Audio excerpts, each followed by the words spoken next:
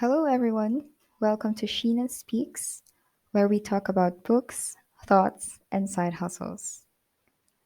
Now, we will be talking about the book Interview with a Vampire, a novel by Anne Rice. Quick question. Do you believe in vampires? True or not, I'm ecstatic as I was reading the book Interview with a Vampire. This is classic, as it is about a tale of a vampire telling the story of his life. It feels like I was the interviewer and I was the one asking questions and witnessing the vampire for real. But in reality, I was just reading the book. Now, what are the words you can think of when you hear the word vampire? Do you see the color red when you hear the word vampire? How about the words horrifying, blood, movie, Halloween, horror, fangs, Dracula. Oh, the famous Dracula, right?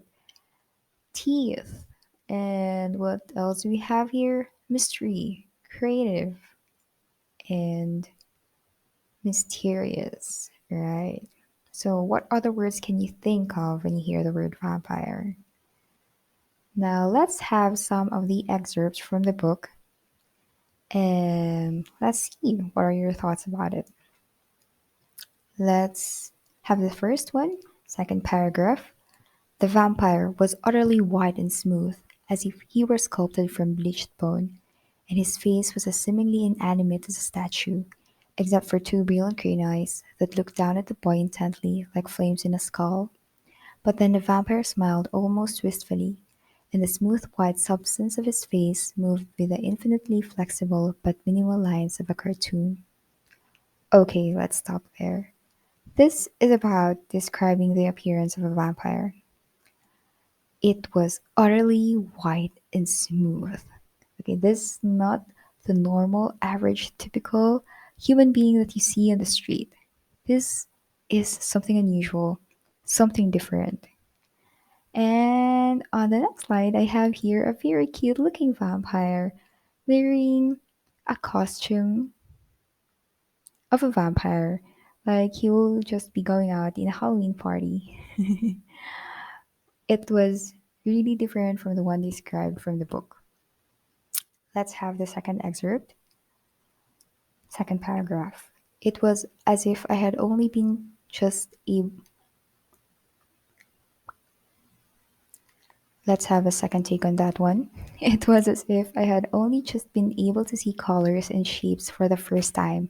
I was so enthralled with the buttons on Lestat's black coat that I looked at nothing else for a long time. Then Lestat began to laugh, and I heard his laughter as I have never heard anything before. His heart I still heard like the beating of a drum, and now came this metallic laughter. It was confusing, each sound running into the next sound, like the mingling reverberations of bells, until I learned to separate the sounds, and then they overlapped, each soft but distinct, increasing but discreet, peals of laughter. Here on the second excerpt, we can tell that the vampire has a very sensitive senses. And I bet you that if this vampire will be the it in the hide and seek game, we never had a chance of surviving because he can hear even the faintest sound of your breathing. Yes, he can even hear your heartbeat. So good luck with hide and seek. Now, here I have another graphic. It's about a vampire turning into a bat. I'm not really sure if this was in the book. Well, I still have to find out, so I have to continue reading. Now, let's have the third excerpt. Let's start with maybe this is the fifth sentence. He pressed his bleeding wrist to my mouth, said firmly, a little impatiently, "Louis, drink," and I did. "Steady, Louis, and hurry," he whispered to me a number of times. I drank, sucking the blood out of the holes, experiencing for the first time since infancy the special pleasure of sucking nourishment, the body focused with the mind upon one vital source. And yes, the vampire feeds on blood. Here it's with another vampire. Yes, the vampire is dead but alive, and he can also feed on another human being, but that would cost their lives, or maybe on animals. So I have here the picture of a very sophisticated vampire drinking. Maybe this is a red tea with with its fancy straw in delicate glass. So let's have the fourth excerpt. Second paragraph. The vampire laughed. The coffin struck such a chord of terror in me, I think absorbed all the capacity for terror I had left. Then came only my mind alarm at having to share a coffin with Lestat. So that's it.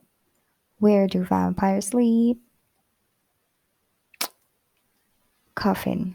You got it right. Now, what if you will be the interviewer? If you had the chance of asking only one question to the vampire, what would it be? Now, me first. This is my question to the vampire. How does it feel to be alive and dead at the same time? And I think I already know the answer to this one because let's continue with this excerpt and let's start with this. How did you change exactly? I can tell you exactly, said the vampire. I can tell you about it, enclose it with words that will make the value of it to me evident to you, but I can tell you exactly any more than I could tell you exactly what is the experience of sex if you have never had it. Truly, you're right. How can you tell someone if that someone never experienced it before? Yeah, there are no words to describe it. You need to experience it. Well, I don't plan on living forever, so I don't really know the answer to it. But then I realized that we just have to make the most of our lives because we're mortals and we just have to enjoy how short or how long our stay would be on this planet we call Earth. So, right now, I just have to keep reading and I'm excited to see what would be the end of this. Thank you for watching and see you next week. Bye bye.